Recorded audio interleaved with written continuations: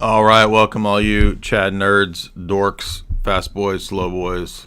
It is time time to reconnect with one of our good buddies, Baselit Analyzer. You know him from the internet as the analyzer of literature par excellence. He has a channel that will be linked after the stream. You can't tag people in the live streams in the titles anymore. I don't know why, but I will add it later.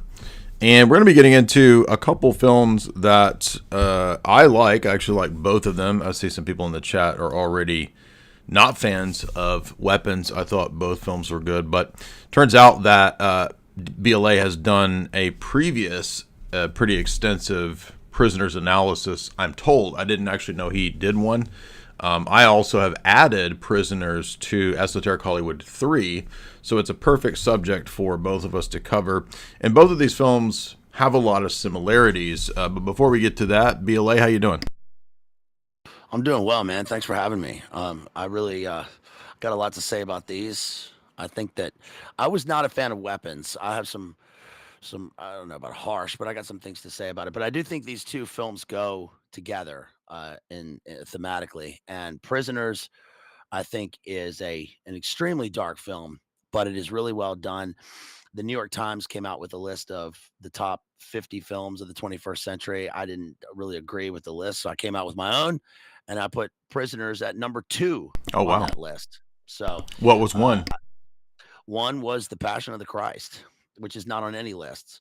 And three, I think three was Children of Men. There have been a number of really great films. There Will Be Blood. There's, a lot of the ones that you and I have both covered are on there. A lot of people forget.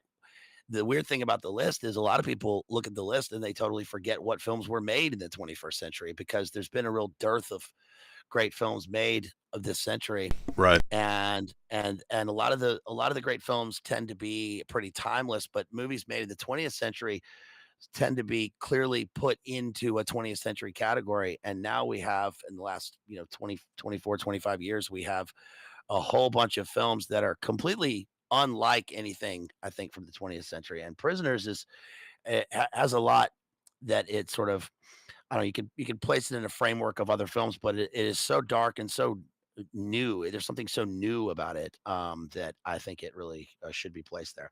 Weapons, on the other hand, I mean, we're going to get into it. So, but I think that the way the films were executed is completely different, and that says something about the way that films are made now. So, Yeah, let's start with Prisoners because it is, I agree, a better film for sure, and I am a fan of it.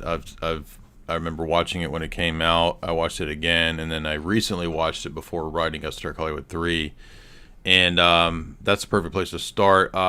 Just briefly about Villeneuve. I've not seen every Villeneuve film. I don't like them all. I don't like. A lot of people like Arrival. I think it's propaganda. Didn't care for it.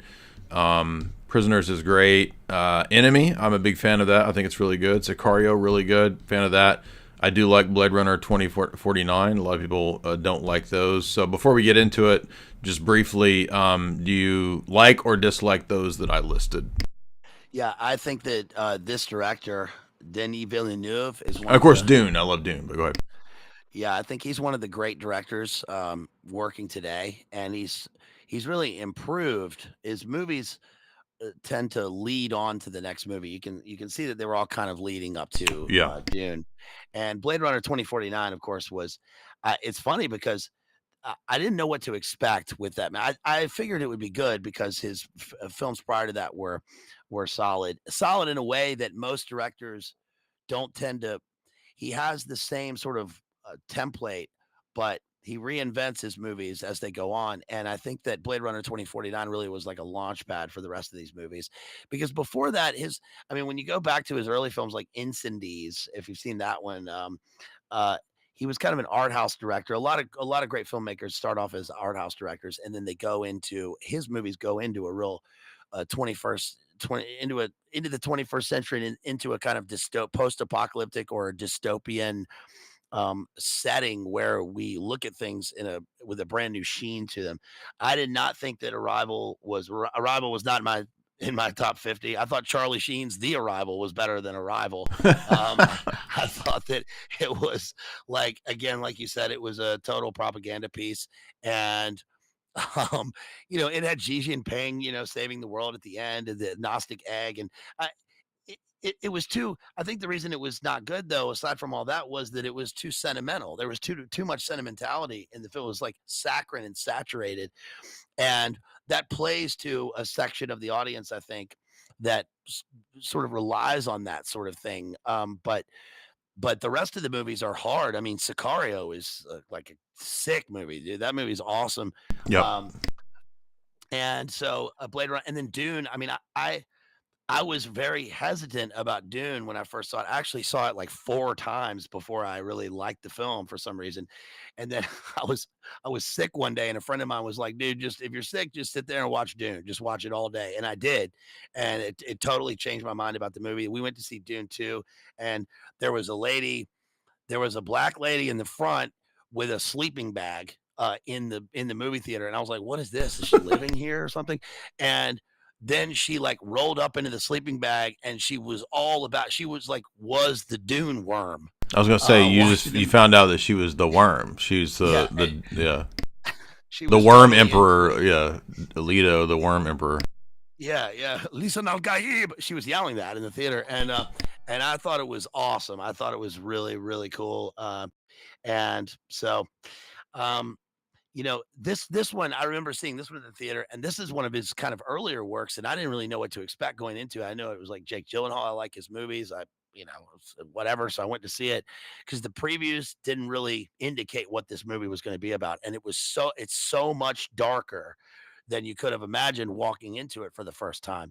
I mean, it really is pretty incredible. It's it plumbs the depths. Yeah, let's start with Prisoners, and then we'll get to Weapons, because Weapons is more recent, kind of more in the popular zeitgeist, because it was a success at the box office and critically speaking. So I remember going to see Prisoners, and just like you said, it was way darker than I expected. And I remember one of the reasons I went to see it was because at the time when it came out, Lord Voldemort mentioned it, because he said, they got this new movie out, and the villain is called Alex Jones. Okay, the villain in the movie is named after me, folks. That's not accidental.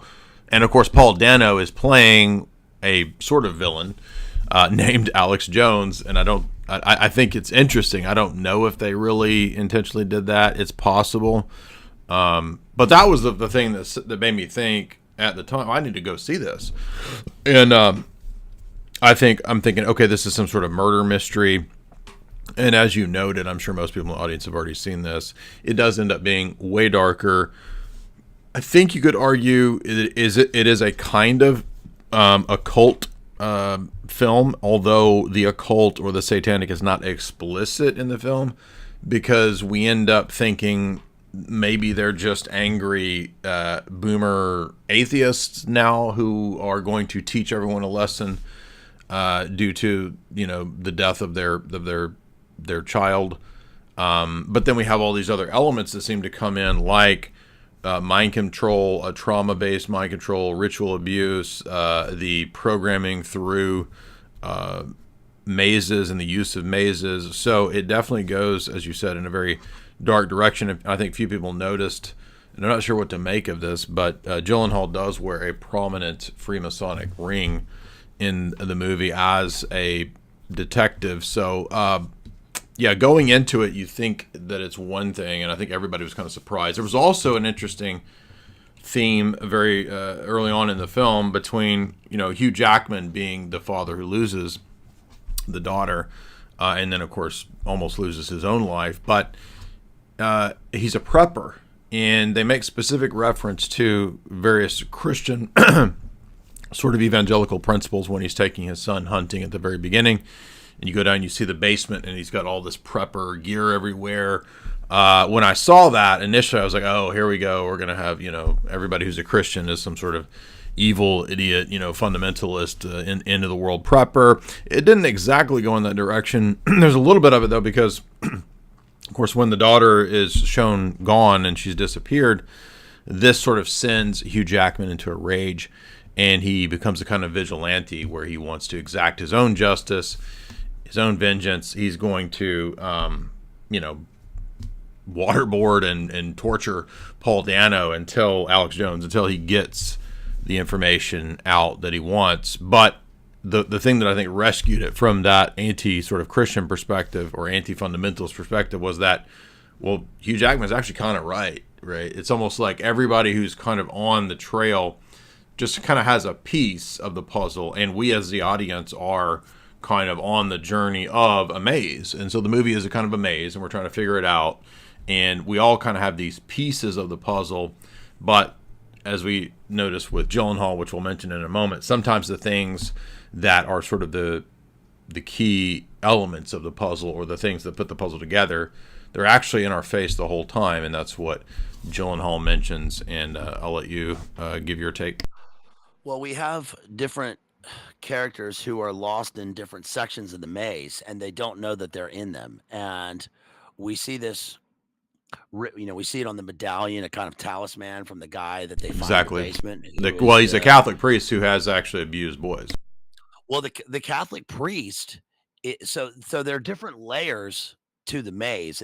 And that's interesting because when Gyllenhaal breaks into David Dastmalchian's house and he sees the whole house is covered in a maze, and that's when I think the movie really conveys to the audience that there's no escaping the maze, that it's just a continuous maze until he finds this book that says if you find this, then you can make your way out. So then we realize that there is one character who's made his way out of the maze, but it seems to be by design.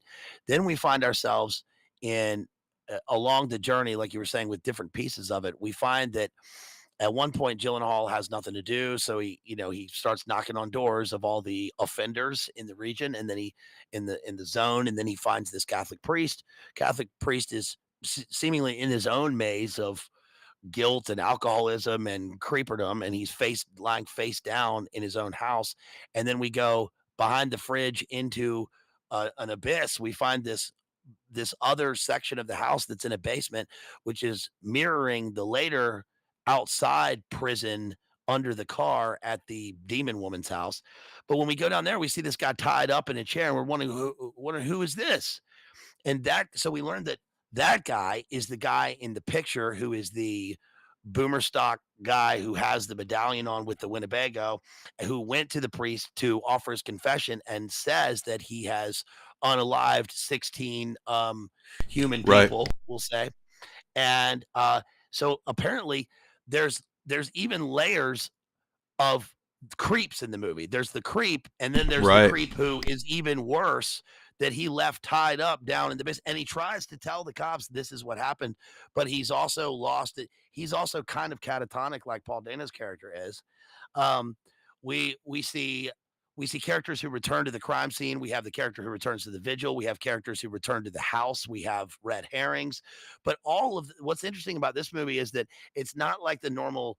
It's not like a Sherlock Holmesian detective story or a murder mystery where there are red herrings and we're supposed to think it's one person, and we know the whole time it's not Hugh Jackman. But Gyllenhaal also seems to know that it's not him, but he still has to follow him. And by following him, he ends up learning the truth of who the character is.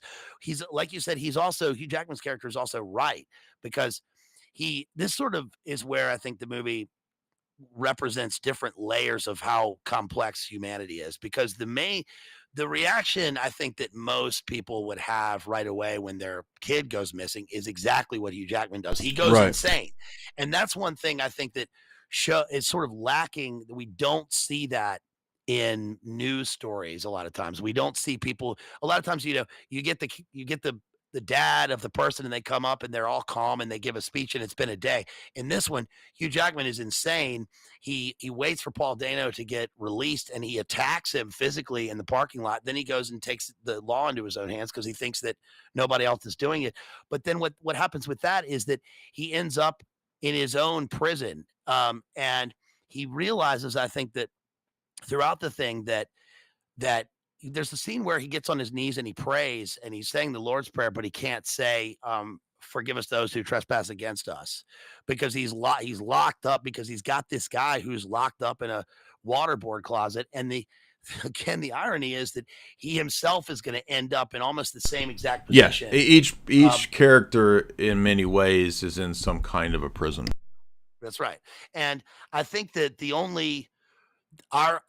way that the audience is supposed to maneuver through the maze is obviously through the person of Jake Gyllenhaal, and that's interesting because Gyllenhaal, his character, who's Detective Loki, which the names are significant in this movie.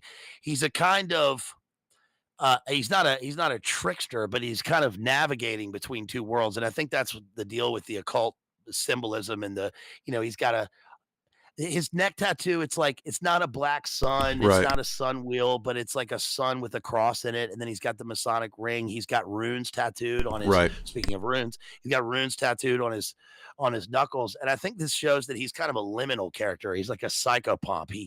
Yeah, He's marked and he's coded with occult symbolism, so he's navigating between the Christian world of Hugh Jackman's family life and the satanic world of the bad people. um, but he's our guide through the dark spaces of the film. So, yeah. Excellent point. Excellent breakdown. I think also it's worth mentioning, as I put in Esoteric Hollywood 3, that, and I don't know if this is the case, but the film also perhaps draws upon real events and crimes like the Franklin cover up. Johnny Gosh. Yeah, well, yeah. The first thing it reminded me of was Nick Bryant's Franklin Scandal book, and of course there was a connection between Boys Town and Catholic charities and so forth that were being used to supply male street children to politicians and elites. Although this film doesn't directly implicate political figures, again, it just sort of it bears similarities and parallels to some of these real cases. And I even mentioned the McMartin preschool case, which also I think could be perhaps an influence on the story. All of which is real, all of which is very sus, especially when the FBI declassified the McMartin case stuff, and a lot of what Ted Gunderson had said was actually vindicated, that there were tunnels, which the media and everybody made fun of. So that was all crazy satanic panic stuff. But some of these elements are actually real. So it's important not to overcorrect and go in some other direction. So I did want to ask you that because I noted that Loki has the runes, he has these marks, and of course, obviously Loki from Nordic mythology. What was the significance that you give to Gyllenhaal's character being Loki? The only significance I think is that one of the major things that sticks out to me is there's a scene when we see him from above and behind, and he's got his hands on his head, and he's sort of looking at pictures that he's spread out in front of him. So we're supposed to see what our point of view is that we're seeing him and we're seeing his point of view. And when he puts his hands on his head, we see that his knuckles are tattooed with runes and things from the and astrological symbols. But the one that really sticks out is he has an Odal rune, which kind of looks like like a ribbon, that you tie on your lapel. It's called the Odal rune, and it signifies heritage. And I think that this is also in political circles. I can't. I'm being careful, um, but his the rune signifies heritage, and that comes back into play when he's talking to the priest, and he says that he spent 3 years in Kinkora Boys Home or something like that. So he knows what the priest is up to. He knows how to navigate the world. He also, it's funny because we see him in this dark place, but we also see that he has something to unlock the way that these people are. And in other words, he when he's talking to the wife, when he first, I think one of the key scenes is that when he goes into the house to first talk to the wife, and the wife asks him if he has children, he doesn't answer the question, but he stands up and he says, "I'm going to find your daughter," and that makes him some sort of charged character. He's a marked character. He's almost like a psychopomp because he knows how to navigate the world, but he also knows how to bring her out of it somehow. And we believe we don't realize, I think, till the end of the film that we believe that he's going to catch her. And this is so unlike reality. It seems to be truthful but not factual because when someone goes missing for 24 hours, it's like the 24 hours is up, then the 7 days is up, and we're almost never going to find him. But we believe that he's going to find him, and then he does. But it also means that Jake Gyllenhaal, I think, is one of the, even though he's sort of mediating between these two layers of consciousness or spiritual realms, he also is a character that I think we watch the film and he's he's like the most truthful character. He's pure. He never he eats one time in the beginning of the film. We never see him sleep. He tells the boss, you know, you could have told me you could have told me they were going to be there. I would have stayed up all night. At the end of the film, he's still the case is closed and he's still up in the freezing in the cold afterwards. He's in the car. He's got blood on his face covering one eye. He's you feel like he's blind, but he's still going to get the girl to the hospital. And he seems to be the only character, which is different from Hugh Jackman because Hugh Jackman's character becomes reckless and starts to break his own code. You can feel with Hugh Jackman that he knows that what he's doing is wrong and that he ends up in an unchristian place, and that he's forgotten that the Lord says vengeance is mine because he wants to do anything to save his daughter, but he crosses the line at some point. And the weird thing about that is that he's actually right. He's in a way because the the Alex Jones character it is funny every time his name comes up in the thing. And I don't know if they knew that because this is like 2013, so I don't know, but it seems like it would be obvious that they would know what they were doing. But when he attacks Paul Dano's character in the parking lot, he tells him, he was there with the girls. Later on, he's singing the Batman song. He finally ends up telling him secrets from his waterboarding closet, and he knows where they are. But it took him that far to get something out of him. And then you're like, well, this guy's also locked in some sort of prison. If he's a Johnny Gosh character, which we find out he was taken from his home when he was little, he gets reunited with his mother at the end, but he's also completely fractured and dissociated. He doesn't even seem to know where he is, but he also holds um he's not just a victim in the movie. He is a grown man and he does make decisions in the film, even though it seems like he's completely out of his mind. So he may not face some sort of criminal justice, but he seems to face divine justice in the film, which seems to work through Hugh Jackman. Well, yeah, we noticed that the Dano character, when Jackman eventually walls him up in that abandoned place and makes just a tiny hole, and he's able to use the shower and turn the water up and all that. It's almost as if Dano returning to a type of underground darkness abyss place which he had originally been in, as all the kids that were taken were put into this labyrinth scenario. This triggers him to kind of eventually maybe come back to his actual core personality where he remembers the whole thing. And at one point, he actually gives the information to Hugh Jackman about, what's actually going on. I'm not saying it was good or right. I'm just saying that this seems to be what's going on, is that he kind of returns to that place of the cave or the labyrinth or the abyss or what the underworld, which is where we find out ultimately the kids end up being put in this underground place to essentially mind control them, or trauma-based mind control them, to make them into these sort of controlled operatives of these two evil hippies, ex-hippies. Yeah, there's also a moral ambiguity that occurs when they take off the hood and they see what they've done to this character. I mean, they really, you know, you understand what Hugh Jackman's character is doing, but they've also crossed the line into something that seems to be working. They're actually working the very thing that the satanic lady intended, which is she says at the end of to provoke them to act that way and to realize, that's right, in the rage, to realize there's not a God. Yes, and the key line for the folks at home is when we find out why all this occurred, and it's at the end of the movie when Melissa Leo, the satanic lady, says that their war is a war against God, and she says that this is real Miltonian satanic level stuff. She says that their purpose was to break people's faith.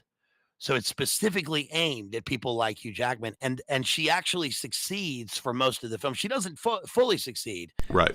um, but in fact, she succeeds to the point where she seems to break him, but in the midst of prayer, and then later on, he subverts his faith to return to her house as a carpenter, by the way, to say, "Oh, I'm here to do an act of penance and charity," but it's simply to find his daughter. So there's like a real there are layers of nuance and ambiguity with what's happening.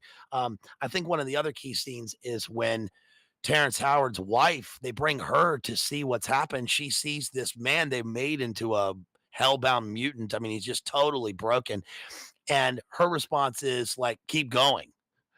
You know, she's horrified at first, but she says basically keep going. She kind of I mean, Terrence Howard has been helping Hugh Jackman with the thing, but she provides an impetus to keep going and keep doing what they're doing, which is another layer, I think, in the movie that is unforeseen and totally crazy. We never see that in movies.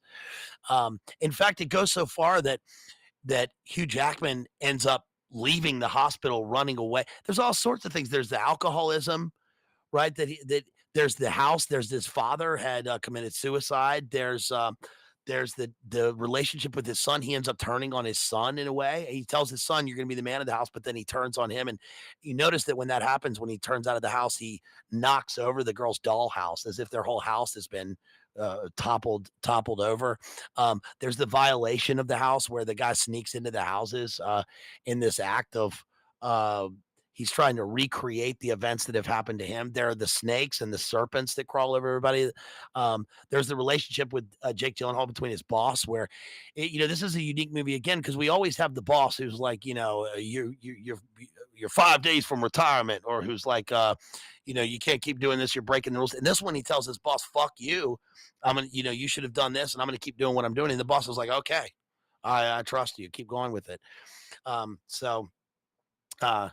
Yeah, it's a really fantastic. I mean, it's so long. It doesn't seem like it would be so long. Like, how are they going to catch these kids? And the fact that one of them runs away and gets saved, by the way, at the end of the movie, which mirrors the the Desmalchian character who had run away and who is now recreating his life in this cult, um, is another thing that we just don't see in films.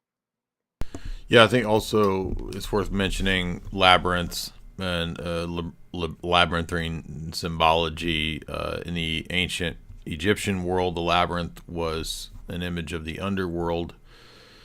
The film has a lot of layers like that as well, as you mentioned, with different labyrinths, and as you get to one point of the labyrinth, you think you figured it out, and there's actually another layer, another level of this concentric circles getting to the center of the labyrinth. Greek mythology, the subconscious, the unconscious, the dark domain of the id. The Middle Ages, labyrinth symbology dealt with the idea that this whole life was a maze that we're going through to get to the afterlife, and so the maze is a lot of Neoplatonic images and symbols taking us back to the one, to utilize some of the Neoplatonic philosophy of medieval maze theology. And then we get to more modern and sort of esoteric, hermetic, occultic, or even satanic uses of it, which here could apply, as we've said already, to various characters being imprisoned.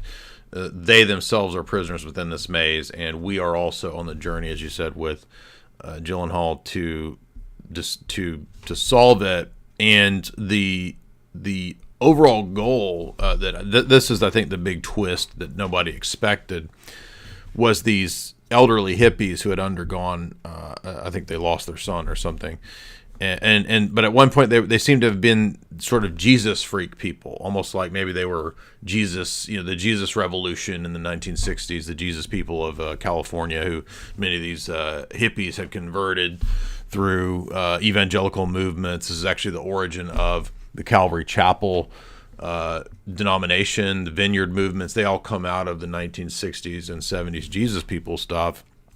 And so we get the impression that maybe even these people were of that ilk, and then they decided, they turned a vendetta against God after that they had something bad happen to their child, and set them on this course to wake up everyone else that there's no God, which again, really kind of only suggests Satanism to me, because if you're an atheist and you've come to the conclusion there's no God and nothing matters, who cares about a quest? Why do you care about a quest? To convince everyone else. You're not going to convince everyone else, right? So a very serious, committed atheist would just assume that everyone's dumb and they're going to believe their delusions. There's no point or purpose really in exercising this vendetta, unless there's something that you think you're getting out of it.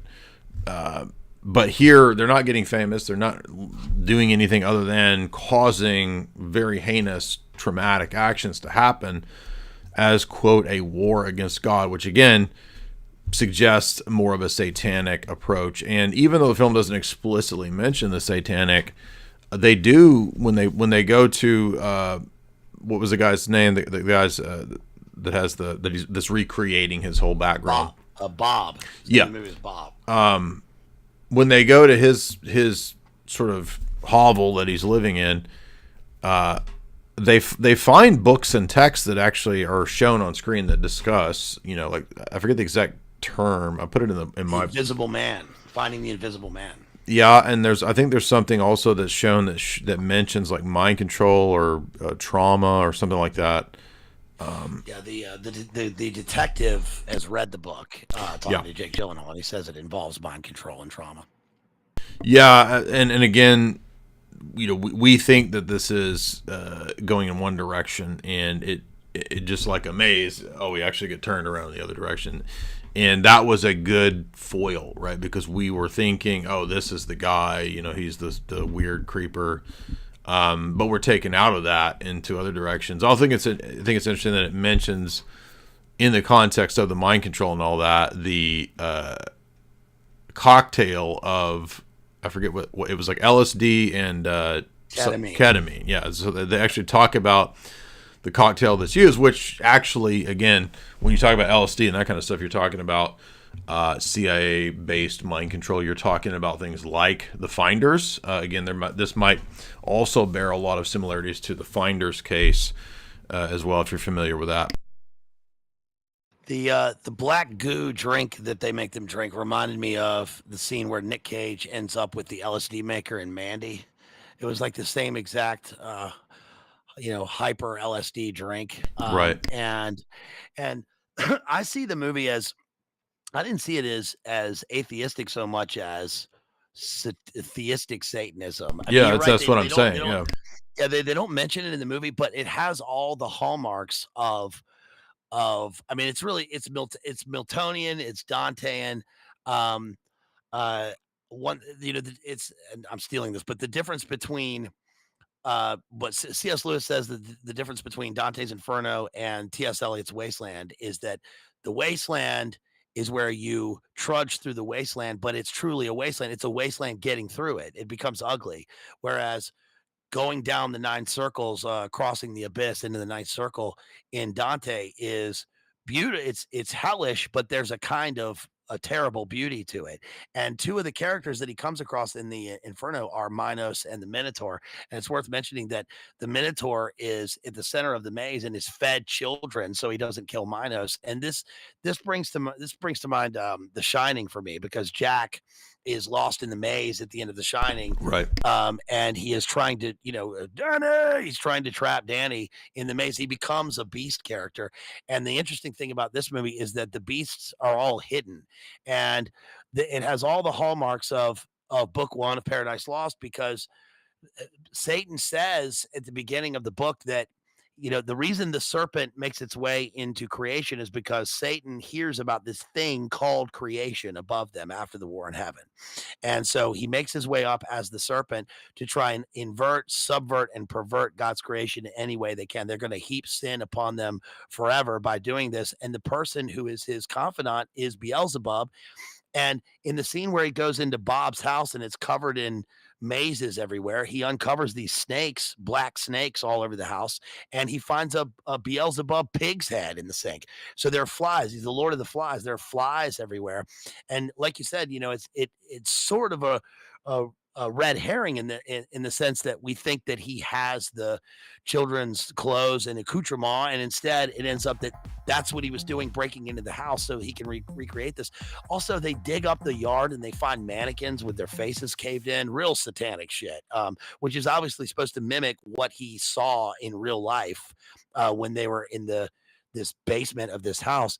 The other thing is that unlike a lot of other movies where we have this sort of satanic ambiance atmosphere like Eyes Wide Shut or something where there's like a sheen to it and we have these elites and they're all rich. This is full of working class people in rural Pennsylvania. It's all rainy, it's dark, it's gritty the whole time, and these are like normal seeming people. So the war, the satanic war that they're waging on these normal people seems to be magnified in that sense. I think Yeah, they're not yeah, even around to see what the harm that they've caused with these people. yeah. I think this is a Grimm's fairy tale kind of element going on with actually with both films, Weapons, and with this, because you have this friendly, kindly seeming grandmother character who's actually the old witch that in the story, like she's throwing little kids in the oven. We'll get a similar type of approach to this sort of middle class spiritual warfare that's going on in Middle America in Weapons. And like you said, in both films, we don't have high powered billionaires that Tom Cruise is encountering in estates with Venetian masks. We have working class people, grandmas, and so that's another element which I think makes it maybe even creepier in both films, is because we have the presence and power of a kind of witchcraft, you could say, at the local Midwest small town level, not at Bill Harford's upstate New York invitation only elite party. Yeah, instead of backmasked Jocelyn Pook, backwards Orthodox chanting in a insane Crowleyan sex ceremony, we get Jesus songs on in a Winnebago from a mind altered, mind shattered Johnny Gosh character named Exactly. Alex Jones, which is crazy. Um, one of the differences between these two films is that I don't think it's necessarily a strength for movies to go for realism. It's not realism or facts that sort of uh, convey or truth or make for a more truthful movie experience. But I think that there is something about the logistics of human life. And one thing I like about Prisoners is that it happens on Thanksgiving Day. We see Christmas lights come out. It all is linear. It takes place in we have day to day suffering. When we see the woman in bed, all knocked out on Xanax or whatever, we know that she's been in bed the whole time. Like she hasn't gotten up. When she finally gets up, it's been 3 days or whatever. In Weapons, I think what's weird is that when the children disappear and we start to see again, we see another carpenter sort of figure. We see Josh Brolin as a contractor. We see him go to this broken house. Again, the house in films and literature always serves as an exterior model of the character's inner psyche and how together they are. But it's like there's a scene where he's sitting there and his wife comes in, he's asleep in his kid's bed. The kid's gone. He's pining for his kid. His wife comes in and goes, I'm going to work. And he's like, okay. And he gets up and he goes to work. And it makes you wonder, it's like, well, you still have to live your normal life. You still have to keep living. You probably, you can only be away from work for so long. You got to still pay the bills. But what does it look like when you do that? And it seems that Josh Brolin does start playing detective like the other characters do, but there seems to be something lost, almost as if the characters are cold. They don't have the kind of burning fire to find the truth that they do in Prisoners. But maybe that speaks to the war that the witch is making on people, and or the way modern life or contemporary life is cold. I'm not sure, but that one bothered me. That bothered me in the movie. It bothered me that the of course, the teacher lady goes straight to the liquor store and she's buying liquor, and then she goes in the house. But it bothered me like how there's a knock on her door, and she's like, "Who's knocking at the door?" She walks outside and she walks through the door and walks all the way to the street without looking to the left and right, like somebody could come in the house. Those those sorts of logistical things in movies really bother me. We don't have that in Prisoners, but we do have it in Weapons. But I thought Weapons was a much darker in a way movie because Both movies involve children. It always bothers me in movies when you have characters who are playing children and they are children. So you have to cast children to play the children. But the only thing that the children go through, the actors and prisoners, is like the little girl comes in on the wheelchair at the end and she kind of says bye and leaves. And that's, we don't really see them much. The rest is about how people deal with the fact they're gone. But in Weapons, we continuously see the children. I mean, you have children locked in this basement. You have children chasing the witch at the end, and then they use the children to tear the witch apart at the end of the film. I found that incredibly disconcerting. Well, yeah, let's move on then to Yeah. weapons because I think that's the essence of prisoners. Appreciate your take on that, and I also appreciate when people disagree and we have differences of takes on films. Before we get to weapons, I would say that really in the last couple of years, I've not actually seen a whole lot of films that I thought were that great. Of course, BLA and I did. We did The Surfer with Nick Cage, which was good. It was enjoyable. Did we do another film on that stream? I can't remember. Yeah, we did Mission Impossible. That's right. I didn't care for the second one. I did like Mission Impossible Part 1 of 2. But I did like the movie Long Legs. I thought Long Legs was a really good horror movie. I thought Heretic with Hugh Jackman was good. I don't know if you saw that. Yeah, I covered that one too. Yeah. Oh, did you? Okay. I can't remember. And then there was one other. Well, the movies are so far and few between. Like we got to cover the movie, right? Yeah, I was going to say there's not a whole lot. That's why I wanted to kind of look. Oh, I actually, people probably didn't like this. I thought Until Dawn was pretty good, and I liked. Speaking of Julia Garner, I don't know if you saw Apartment 7A, which was supposed to be the prequel to Rosemary's Baby. I did like those. I just wanted to touch on a few kind of bright spots that I also liked Smile and Smile 2. I thought both were pretty good horror movies that kind of show aspects of, MK Ultra, pop star mind control, that kind of stuff. Yeah, there's also Last Night in Soho. I did like that. That was good. Yep. Yep. I thought Heretic was well done because it covered Mormonism, which in a different way. Right. It also had the labyrinth in it, and it was a much more philosophical movie than movies usually have time for. So I thought that was good. I thought Apartment 7A was pretty good. I covered the Rosemary's Baby book by Ira Levin, along with Rosemary's Baby, the film, and then the sequel to sort of contrast them. And I think that I thought Longlegs was I thought Longlegs was crazy because it has the whole doll baby aspect, and the one thing that bothers me about that about that movie is they always shortcut movies where they have the half psychic FBI agent and it's her first day on the job and you give her the most difficult. It's like in Silence of the Lambs. Silence of the Lambs. I was saying that's on purpose because that's Silence of the Lambs type stuff. Yeah. Well, Silence of the Lambs is considered a great film, and it won Best Picture in 1992 or three, and and I covered Red Dragon, the book. I covered Manhunter by Michael Mann, but it's like Clarice. It's her first day on the job, and they give her Hannibal Lecter as the guy she's supposed to be talking Yeah, I to. said that when I did analysis. I was making fun of that. Yeah. That's pretty crazy. And actually last week on Boiler Room, Hesher and then pulled up a video of this community of people called Maskers, who it was basically long legs. It was a guy who was long legs in real life and goes to a community of long leggers to meet up in Vegas, and they wear plasticine doll masks on their face. Ugh. And it was the same exact thing. So it's crazy how that sort of predictive and ends up the most freakish thing ends up being reality.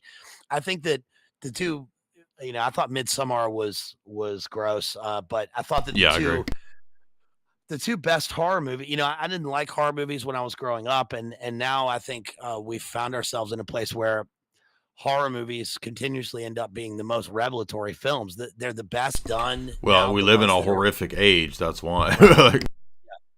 Yeah, and I thought that Hereditary and The Witch were sort of dual pieces that were very, very well done films. They're dark, they're incredibly dark, but the difference with The Witch and a lot of these other films is that in The Witch, when you end up with a literal witches' Sabbath a Black Sabbath at the end of the film, you there's this exaltation that occurs from the witch, like she's finally found the place and she literally hovers into the air like a Goya painting, but we sort of know that she's going to come to that place and we're horrified by it versus other movies where they do sort of the same thing, but we're supposed to have some sort of joy or exultation with the character instead of feeling horrified by it.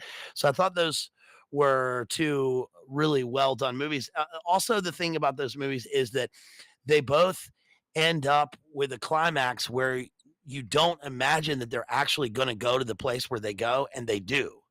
So at the end of Hereditary, when they conjure Paimon, this prince of hell, and he is, he's taken over this kid's body, and they're doing this magic ritual. You don't when you're watching the movie the first time, I don't think you imagine that they're actually going to succeed and go into this place that they do. So I think that it's a particularly, I don't know, I think that that's a strange place to be in movies, and it's dark, but there's some sort of revelatory, I think, data that we get from that kind of film. And Weapons also it did that. I mean, it really did go to that place. I wasn't sure how they were going to get to the because when I went into the movie, I didn't know anything about it, and we watched the first 3 minutes of the film, and I went, "This is a witch. It's got Yeah, to be a witch." I That's did the doing same this. thing to Jamie. I was like, it's gonna be witchcraft. Yeah. It's either going to be MK Ultra, the most dangerous game, it's going to be Gnostic, or there's going to be a witch. And in this one, it had elements of MK Ultra in it. And I thought when the children were running in their sort of that the famous Vietnam photo where the little girl's running away from the napalm, I thought, okay, this is going to have something. The body language is going to have something to do with MK Ultra, a modern Phoenix program or something, or it's going to be a witch. This looks like a witch, and it was.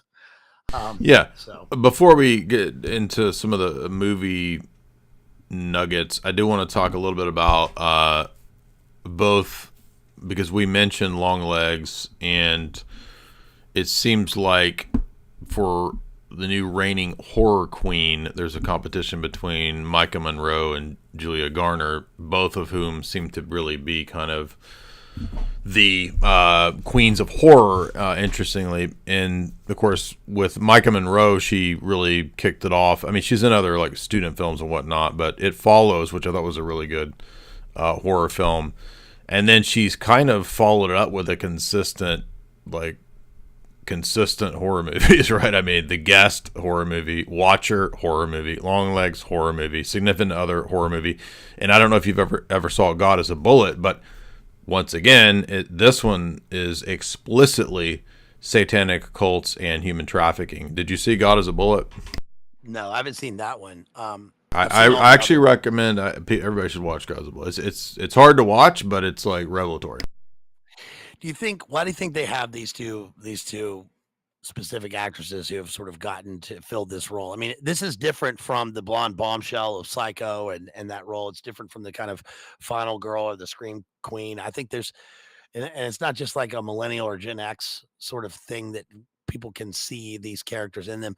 I think with what's her name, Micah Monroe. Uh-huh. I think her thing is that there's a lot to be said. This is kind of getting into the minutia about actors in films, but there's a lot to be said about the palette of a person's face, and she sort of has a blank canvas of a face that you sort of paint horror onto. The reactions are slightly reserved. Julia Garner is a much more sort of wholesome looking person, so it seems to be that her thing is it's much more horrifying when she is subjected to what the thing that she's subjected to. But they also are representative of most of America. Well, yeah, I was going to say, I mean, in a lot of pictures, Micah Monroe either looks like Marilyn Monroe or she looks like, the town beauty queen. So she has this element of girl next door, but also in a way very attractive and unique. Even though but I think both of them have that sort of. They kind of look like they would be Girl Next Door, but they also have a little unique appearance that makes them kind of stand out. And both of them sort of being, in a lot of the films at least, blonde. I think there is that, like, hearkening back to the archetype of, like you said, in Hitchcock, you have usually the blonde subject of all the horror going down. And there also might be interesting, who knows, there might be esoteric or occult stuff going on. I mean, if you go back to one of the earliest films that Julie Garner is in, she's in that classic that's also a pretty good cult movie. Do you remember Marcy May Marlene? Yeah. Oh, yeah. It's a really good Charlie movie. Manson movie. Yeah. Exactly. Yeah. With John Hawkes. Yeah, there's also, I think, it ironically says something refreshing about masculinity and femininity in the world, where these two Right. characters, these two actresses are feminine. They're girls, and it should be horrifying in a horror movie for the audience to see something bad to happen to feminine characters, versus what we're supposed to think now, which is that it's horrifying to have a person lose their identity. It's actually it's not human.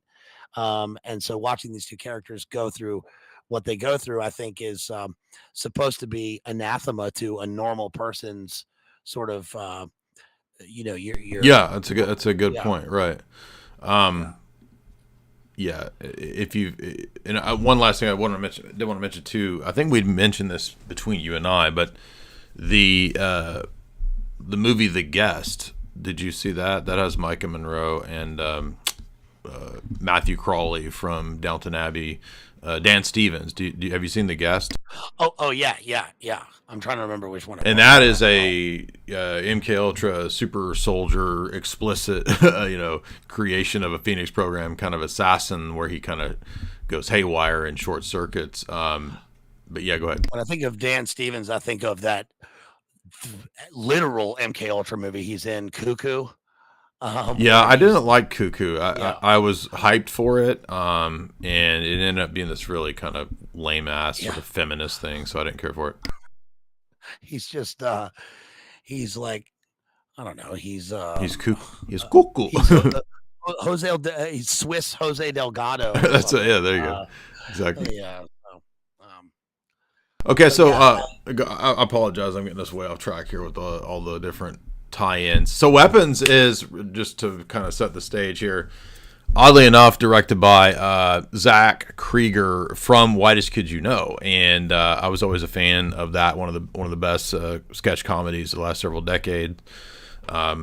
Probably next to other greats like $1 Million Extreme, that kind of stuff. Flight of the Conchords. In my view, these are great sketch shows and comedies. But I think for most people, probably Whitest Kid You Know is probably up there in like the top best sketch shows of all time.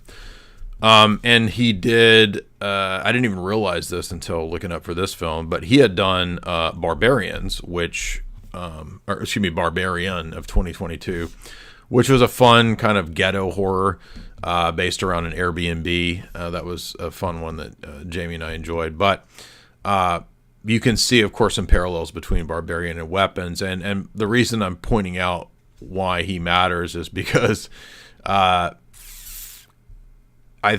mean, he wrote it, and I think he tends to kind of bring horror or his comedy into the horror. So I think that what we're looking at is a kind of a Grimm's fairy tale again, because we have the witch and the children being taken by the witch, etc. And it's also in what I didn't expect was that it was kind of funny. So again, because he's a horror or a comedy guy, he's bringing that to the horror. So I saw it as a dark satirical Grimm's fairy tale, but also with a lot of truth in it, because this is my overview before we get into the actual sequences of the film. Basically, nobody's able to figure out what's going on because no one is considering witchcraft. Every other possible thing, people were saying, oh, it's likening everything to the school shooting phenomena of Columbine and this and that. I don't think it had anything to do with that. I think, and I don't know Krieger's own personal spiritual approaches or anything like that. I do know that before Trevor Moore died, Why Does Kid You Know was getting very conspiratorial in a lot of their sketches. They were referencing pretty much all the crazy conspiracy stuff that you could think of, and a lot of people noticed that one of their conspiracy sketches had gone mega viral before Trevor Moore died. I'm not saying that anything, I don't know or have any evidence of anything nefarious, but it is interesting that they went in that direction, and then Trevor passes away, and then Krieger makes two films, the first of which is really just ghetto horror, I guess you could say, and then this one is a little more. It is dark, but again, like my defense of it is, and I don't. People are free to disagree. My defense of it is that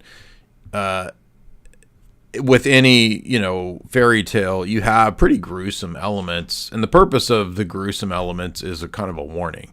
Again, I don't know if Krieger actually had this as his motive. This was my reading of the film. I did like the different misdirections that we had throughout the film. I like the fact that it was told in a non-linear way, kind of like Pulp Fiction or that movie 11:14 with Patrick Swayze. That made it fun to kind of piece it together. The different perspectives of the characters' storyline of the same event. As I said, a couple of them were actually pretty funny. The druggy guy was a pretty funny character. Even Paul, the cheating police officer, his version of the story is actually pretty comedic. So I think a lot of people overlooked that it was supposed to be funny. I thought it was funny. I didn't like the couple extremely gruesome scenes. I had to turn away. I understand people's critique to that. They had to use witchcraft to defeat the witchcraft. But again, I think there's a lesson here that it's not about getting people to use witchcraft. I think the point of the film is that, like, humans are the weapons that we're actually concerned with. At one point, Josh Brolin has a dream where he sees an AK-47 or whatever floating above a house in a dream that's directing him to where the weapons are. And, in light of the things that have happened in the last week or 2 weeks, the wild events, Charlie Kirk and other things, this kind of a movie like Weapons is very poignant, I guess, because the weapons aren't what the left says. It's not guns. It's not, this. It's actually people who are weaponized. And particularly with the TRA and Z community, I believe there's a spiritual problem and a spiritual weaponizing effect that's going on. This is a lot of the research that BX has done in regard to certain cults, online groups, sects, satanic groups, 764, etc.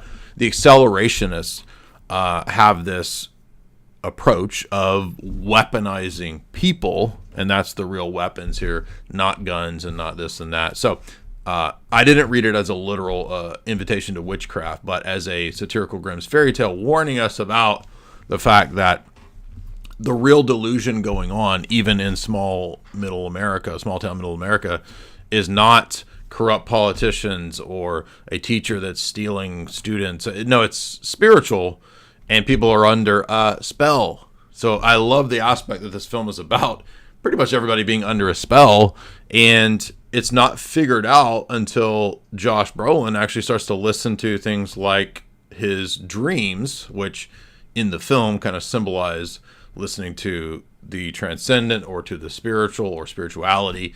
And then they realize, actually, we're up against spiritual evil, as Paul says in Ephesians 6, thrones, principalities, powers, dominions in high places. So that's kind of where the film goes, which you didn't expect. I mean, I did expect witchcraft, but I didn't expect the film to go in that direction where, as you said, it's a very dark ending. But you fight weapons with weapons, and I don't mean that you fight witchcraft with witchcraft, but you fight witchcraft with other spiritual weapons, namely with real spirituality. Yeah, excellent analysis. I think that one thing you brought up is that no one considers witchcraft, even when the teacher has the word witch written in what looks like blood on her Right. car. Uh, that is just, it seems to be a word or something that somebody remembered from the memory of a more normal time Right. when they paint the person's car with witch. It's not really spoken of in any other places, and everyone seems to kind of be dead in a way. Everyone's certainly controlled by their one thing that the nonlinear approach to the Well, movie it's does. Josh Brolin that painted it on there, right? Because he No, got the bucket, right? yeah, yeah, it was, he was the one who did it, and his whole thing, there was also a gamer aspect with the way that the AR was floating above the house. It was almost Oh, interesting. like a coin, like he was on a Yes. some sort of you know, first person shooter game to find a Perfect. Yeah. re-up. Perfect point. And one thing I noticed, and this was the reason I thought it was incredibly dark, and they couldn't have known this or it was predictive or whatever, was that when we finally see the witch, she reminded me a lot of the video of the shooter of the school that happened 2 weeks ago, of the Catholic school. Remember, they made the video, the guy made the video that was released at the same time as the I shooting on the listened to school. Alex playing those clips, but I never saw the actual video. Did he have Yeah. that appearance? Well, I wouldn't recommend. I mean, I'm sure people here have already seen the video, but I would not recommend watching the videos. It's incredibly dark, and it's. I don't even like having things like that in my phone. It was uh, purposefully satanic. I'm not going to say what he's doing in it, but you know, weapons that are marked with sigils and marking weapons with and ammo with memes seems to be the contemporary equivalent of marking sigils on a weapon. It seems to be the exact same thing, sort of magically imbued Meme magic. I symbolism. mean, Right. GCHQ has been studying memes as meme magic. So yeah. Yeah, and the way that that person's appearance, when if you look up his appearance, it is remarkably similar to the witch in the movie. It's like the exact same person to me. So I saw something weirdly, sort of weird spiritual synchro that happened in terms of that film. I think that, yeah, all the characters seem to be controlled by their passions. We have the most likable character is the drug addict. He's likable. He seems to be human. I mean, he's funny. He's kind of a fool character in the thing, but even he gets controlled by the witch, and it seems that by the end of the film, the problem, one of the problems I had was that there aren't any characters who are likable enough for me to see the vision of the film in. And I think that's probably intentional, that we don't like any of the characters. It's a if the Whitest Kids You Know is a has that famous sketch about the Big Nine, then that is a satirical statement on the darkness of the modern world, and that is completely different in a way than this is, because they are unwitting characters playing roles in the game.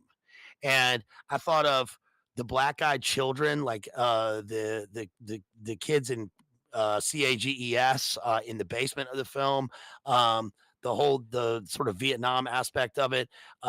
The methed out people running around the city causing havoc. The principal and the Skittles relationship.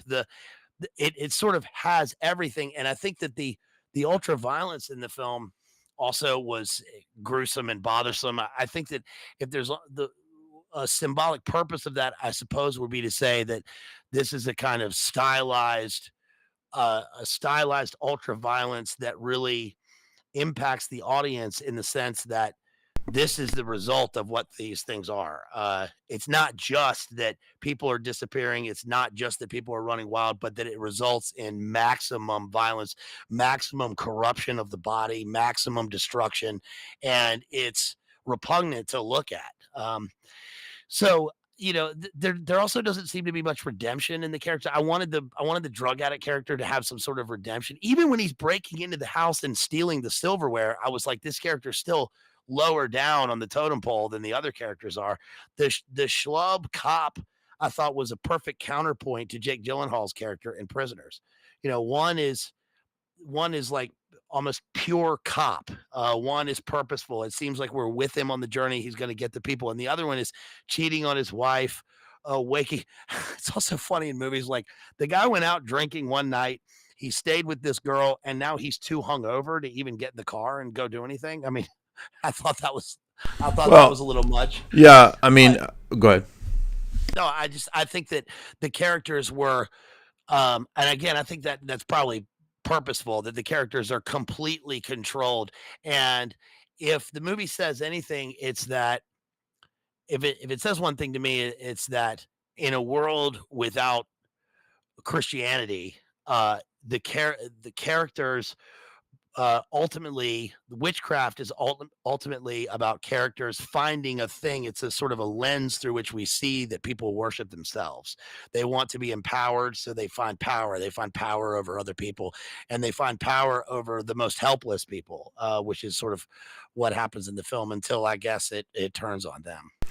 Yeah, and this is where I would disagree because first of all, I didn't throughout the film. I never I was annoyed by some of the actions of Josh Brolin and some of what Julia Garner did, but I never thought that they were unlikable or unredeemable. In fact, it ends up being them fighting each other is part of the spell, and the whole thing is only dispelled and solved when they actually listen to each other and work together. So the only two good characters overall have to actually team up. When that happens, they end up actually saving Josh Brolin's son and Alex, the son of the one that.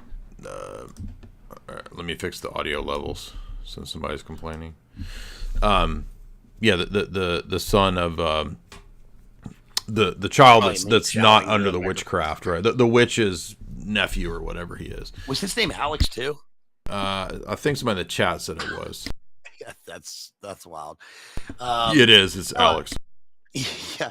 I think that when he finds her in the parking lot of the gas station and the methed out, crazy eyed Skittles, Xi Jinping principal starts running towards. That's one of the things that always scares me in movies when there's someone running at you like that. It's a great horror image. Yeah, and one thing that was I think visceral in both of these movies is that that happened in broad daylight. So the taking Right. happens at night, but this happened in broad daylight. In Prisoners, they mentioned how the Boomer Garcia character had taken the child in broad daylight, and it's always, oh, you should see the look on your face. It's always this sort of derision, that seeing a person horrified, and they have the secret and they know what they did. But when Josh Brolin, when the guy's running towards the lady and then he crawls under the car, I was glad that he finally not like kicked the guy in the head or whatever, and saved her. And then she ran into because I kept thinking this guy's going to end up being another soy who does nothing in a film, which is such a contrast for a Josh Brolin character. Norm Macdonald pointed out that Josh Brolin, when you see the movie Hail Caesar, that Josh Brolin was the archetype for the new, he had a chiseled jaw.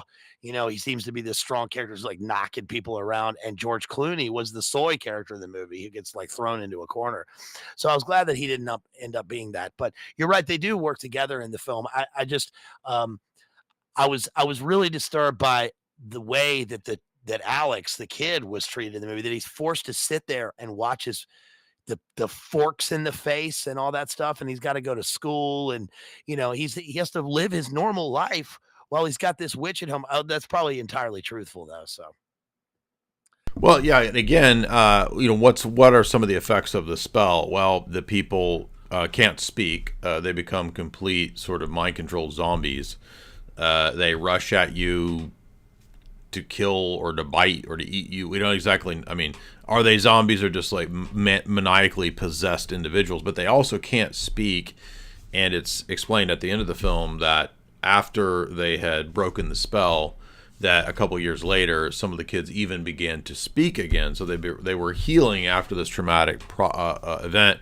And the film might not have been intending to talk about this, but it did make me think about how the younger you go with kids, the internet and living on the internet, being raised on the internet is really and not reading is impairing people's communicative and thinking and critical thinking abilities.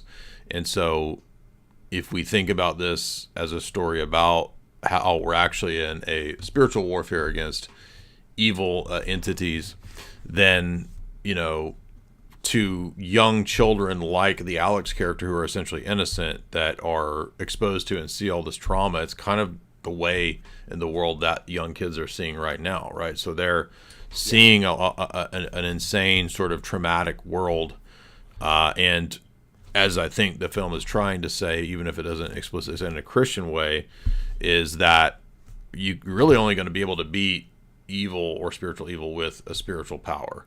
So, yeah.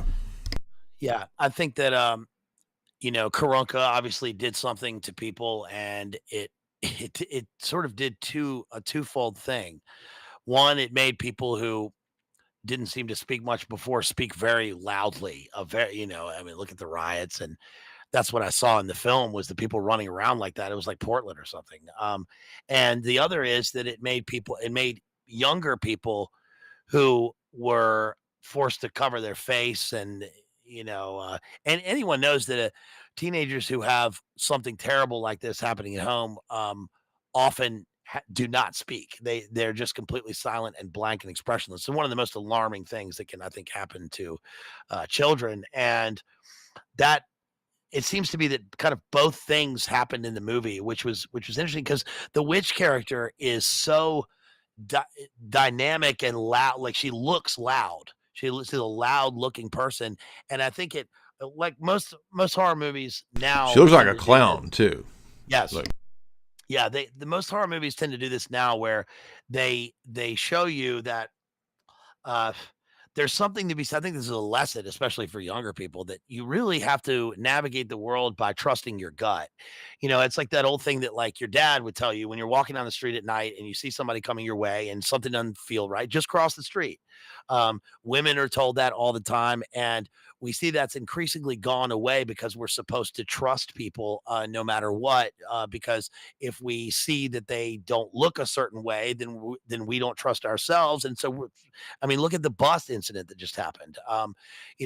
That's exactly what this ends up sort of being. And so when the witch shows up at the school and she's got her nephew, who is a grown man who's not saying anything, and the aunt is saying everything, and she's this loud clown like character. All of the characters in the movie kind of they just go with it. They have no recourse in terms of their politeness to cross any sort of social boundary or social line. But we continuously see that now. Those sorts of things, you have to trust your gut. You have to, if the person looks like long legs, you should just, what's the harm in just assuming they probably are that? They probably are, yeah. Yeah. A possessed serial killer. Now, I want to mention, too, it's interesting that the witch in the film is also stealing the kids and putting them in the basement under the spell because she's able to, in some way, through her craft, sap their youth and to make herself young again because she has cancer. She's on the verge of death. But she's become such a powerful witch that she's able to utilize, the youth, and it's a form of cannibalism, right? Again, which recalls, Grimm's fairy tales. What's the one where the witch is cooking the kids and eating them? Gretel and Hansel. Yeah. It recalls that. I think that's what's going on. But also in reality, again, I mean, there are people, whether we're talking about actual satanic witches, cults, and networks, or the overall vampiric nature of our society, feeding on the youth, feeding on prey. The predatory classes feed. Yeah, go ahead. Feeding on happiness and joy, feeding on Christian spirit. Garmonbozia, exactly. From I mean, look at the. I mean, it's horrible, but look at the Charlie Kirk thing just happened. There's a vampirical element to how that all happened. Yes. And I think that the notion of that it sends people into this sort of blood frenzy. So there's also the Teeter Peel aspect of it, which is sort of transhumanist. Live forever. I met a 91-year-old lady at church the other day with the same birthday as me, and I asked her, we were just talking, and this 91-year-old lady said to me, well, they keep talking about life extension drugs and how I can live forever, but I think I'm just going to count my blessings till the end of my days. And I was like, yeah, you don't strike me as the transhumanist Peter Thiel type lady. I think you're okay. So now I did want to mention before we move into super chats and whatnot, guys, remember BLA does have a book called Runes. Let me ask you briefly about that. Tell us about it. what inspired it. I do have it linked in the show description for the Amazon link there if you're interested in getting his book, Rune. Yeah, thanks, man. Appreciate it. This is a book of poetry. It's about 84 pages. It's megalomania in the Third Reich, Imperial Rome, and Troubles era in Northern Ireland. And they are a series of what I call personae poems. So one of the things I first wrote this when I was in grad school in Belfast 20 years ago at the tail end of the Troubles and in Northern Ireland. And one of the things that I was reading Tacitus, Suetonius, Richard J. Evans, and one of the things that struck me is that, for instance, we all know that when reading history, it's almost impossible to get a pure account of events in history, a truthful account now. And that's because there's almost always a disclaimer. There's almost always a pseudo moralistic disclaimer about the thing that you're reading, and look at it in light of this instead of what they used to have, which were first person accounts. So this is a kind of pseudo first person account of events. And each of the poems is, many of them are in a person's name. So they are personae. A lot of them are in the first person. And, they go into all sorts of, I think, situations of, especially with megalomania, sort of the guiding word. But I see that, the book was number one. I was the number one living poet on Amazon Poetry for about 2 days. Everybody else ahead of me had been dead for 400, 500 years. And so I think that ironically says something about the state of literature. You talk about literature a lot on your channel, especially in your essays on your website.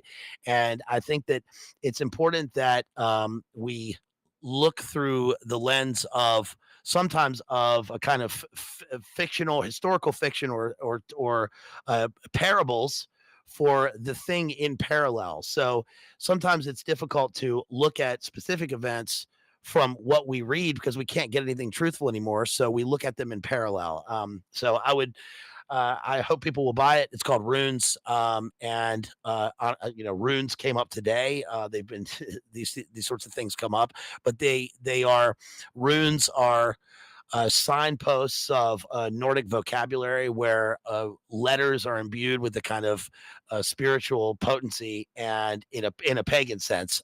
And so because the book partly takes place in Germany in the mid 20th century, those things are kind of signposts, I think, for the human spirit and where we are now.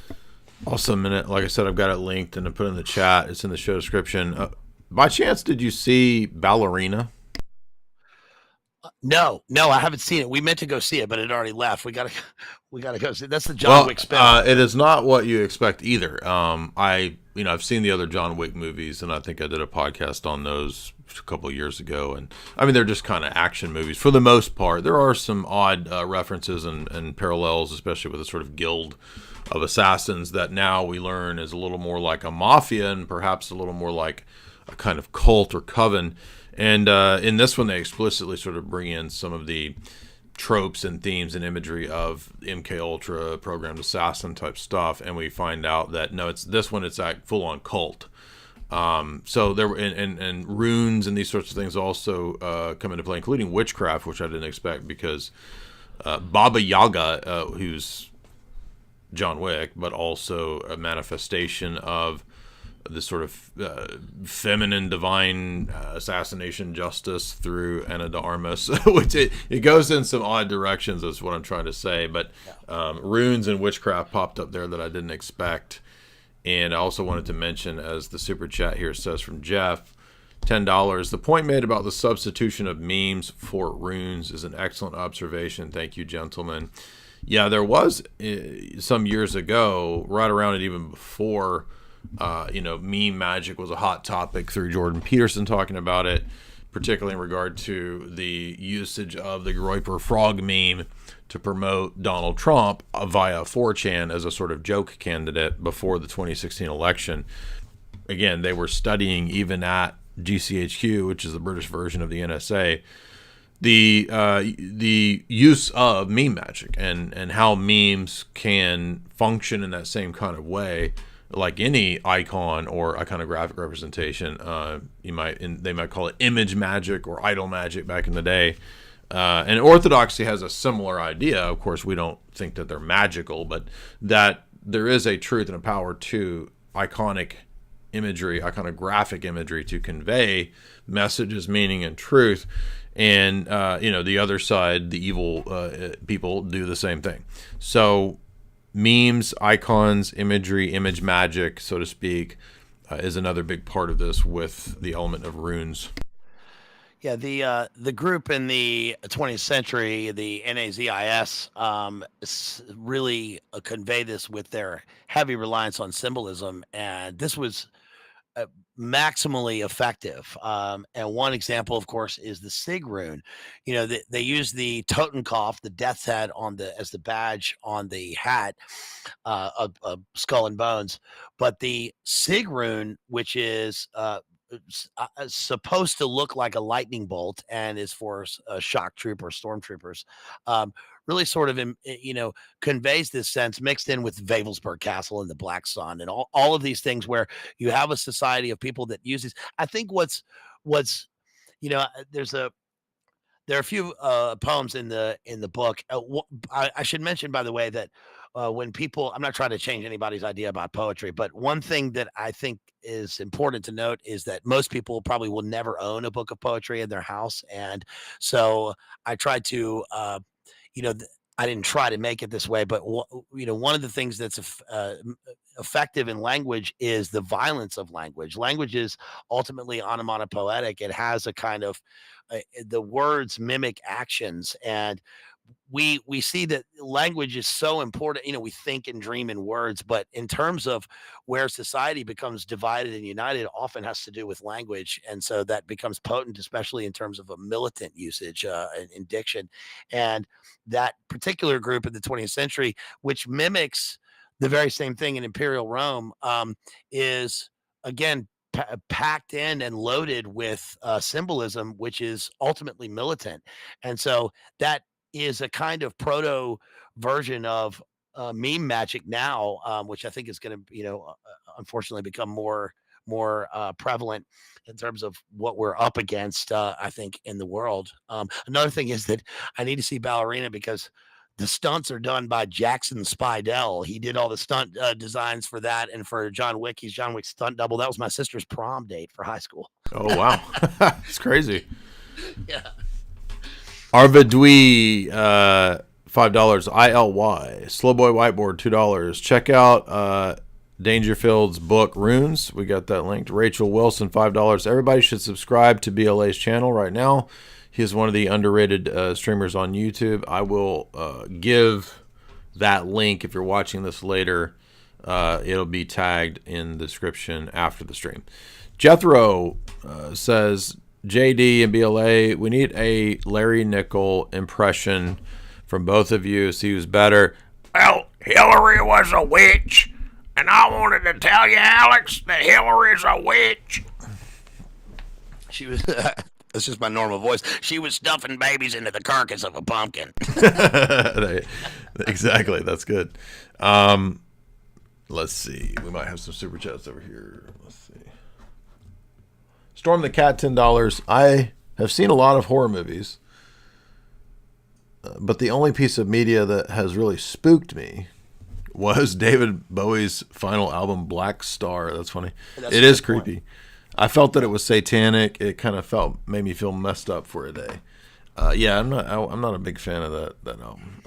That's a good point. I mean, I think he really did. Wherever he was going in his career, he definitely went back to a specific kind of occultism. David Bowie had been a Crowleyan. The song "Station to Station" I did know. a Kabbalah song, from Cather to Malkuth. So that, and the interviews that he did with what's the guy's name, Dick Cavett, where he was talking about when I was I was into all things when I was in Hollywood. He's the Thin White Duke. So I agree with you. It's pretty dark that he went back there on his final album. David Bowie sketching out the Kabbalistic tree, mate. Glitchy Rhythm, $10. I always enjoy when you guys collab. Thank you. Appreciate that. Black Orthodox foot shoulder, $1. Hey, Dyer, is it normal for Greeks to get wasted on Pascha? I was offered a drink at 3 a.m. Everybody usually parties on Pascha, so probably.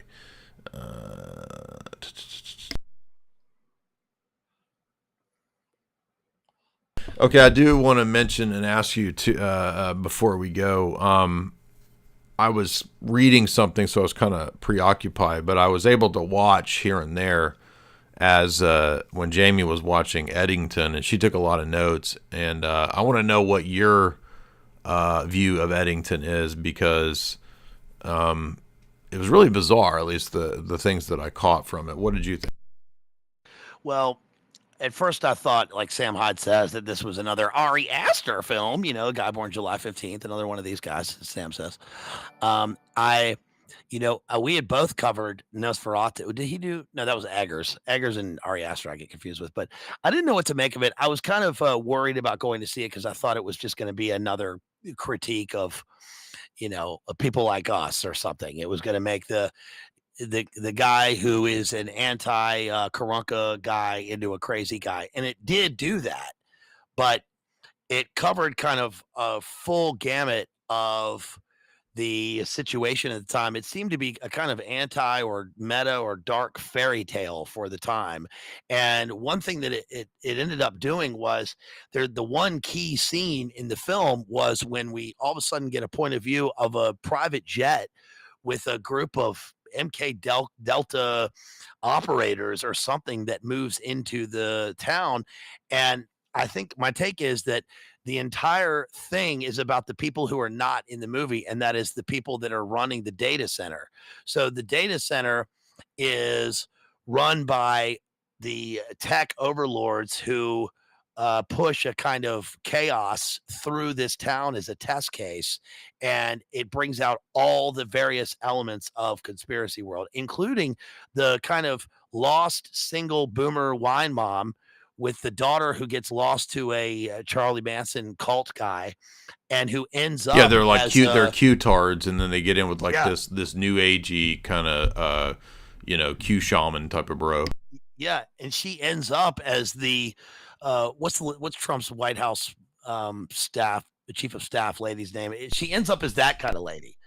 She ends up as an arch GOP conservative influencer type who is also living with the carcass of Joaquin Phoenix and cucking him, I guess, with the young yoga type guy who's taking over the town. And I think the events are so surreal towards the end of the movie when the bloodbath happens that it's supposed to indicate that you can't really trust what you're seeing even in real life. So most of the movie is lived through phones, but then the phones it's kind of like the thing about how we live in a triple postmodern world where we've gone through the war on the self, but no matter what, you still don't use phones in your dreams. And this movie kind of crossed over that path. It was like, not only are they in our dreams, the phones have become real life, and we can throw the phone away because now what we see in real life ends up like we're looking through a phone. So I thought it was a kind of surreal anti fairy tale for a technocratic world as seen in this like dusty test. It's like a Western, and then it's really about the placement of that data center there. It is. I think the whole thing is about that. And it's crazy that the movie begins with this schizophrenic wanderer who kind of comes into town with evil on him or something, and the whole town goes crazy. He brings the VIRUS with him, and then all of a sudden the town goes crazy. The world's going crazy on the outside. It ends up with this golden, shining quantum facility in the desert, like some new ball temple or something. Like the chaos, this emerged out of the ashes, the phoenix out of the ashes of the chaos. Yeah. I thought it was surprisingly well done. I didn't expect it to do that. Not that it was on anybody's side or anything. I just thought it was a pretty truthful sort of metaphysical, story about the events that have unfolded and where we are now. Yeah, this is like you said, slow boy there. I don't think I've ever dreamed about my phone either. I dream every night. As soon as I go to sleep, I immediately dream. I've never had a dream about a phone Yeah. or my phone. That's weird. Yeah, that's something I think that people should. And once you notice that, I think it's something to keep in mind. I think that's hopeful. The moment that we go into that is the moment that where the body mods are truly coming. So Bombadil, $10. I'm a Baptist. I'm interested in Orthodox. I can't wrap my head around the perpetual virginity of Mary. I don't want to lie to join the church. Have any advice? Yeah, you want to read the essay that I put into the link. It is Jerome's essay on the perpetual virginity. St. Jerome's essay is a classic. Now, guys, I want to remind you, head on over to BLA's channel, subscribe. Always love catching up with him and doing these movie reviews. Really good stuff tonight. We'll pick some new films when we can find some good ones to do in the near future. Anything else other than your book? We mentioned what lit or films are you covering in the near future? near future, I've covered half of Shakespeare. I've covered half of the Jacobean era, so I need to get back to covering some more Shakespeare. I'm reading Northrop Frye's Fearful Symmetry right now on William Blake, which is a heavily esoteric work, and I'm seeing a lot of literature through that lens, in terms of not my personal lens, but how he describes it in the book. Probably going to do Paul Thomas Anderson's new movie coming out this Friday, the one with Leo. Oh yeah, it's a revolutionary type movie. There's also a Daniel Day-Lewis movie. He went to my drama school, so I'll be seeing his movie, which is a movie about the Troubles in Northern Ireland, and getting married soon. And then I'll be back in October to do some more stuff. Yeah, thanks, man. Awesome. Please buy my book, buy Runes on Amazon, everybody, please. And remember, we have a show sponsor, which is Chalk.com, the best in supplementation on the internet. Head over to Chalk.com, CHOQ.com. It is in the show description. And use the promo code J40, that's JAY40, to get 40% off all of those great products, including the Tonkat Elite, including the Male Performance Stack. It's not PP pills, it's workout adjacent. Also get Esoteric Hollywood 3. It'll be coming out in about 2 weeks. Should ship pretty soon. That was from the publisher. I think he said September 29th is when he expects it to ship. That means if you ordered from Jeff Bezos, which I hope that you never do, you'll get it probably pretty quick. If you order it from me, you get a signed copy, and it'll come around that time. I can't promise, but already got hundreds of orders in, and I thank you guys for your patience. Please don't complain. You don't have to worry. I'm not stealing your $30, $40. You will get your book. I promise you. Otherwise, everybody have a great night. Thank you so much, BLA.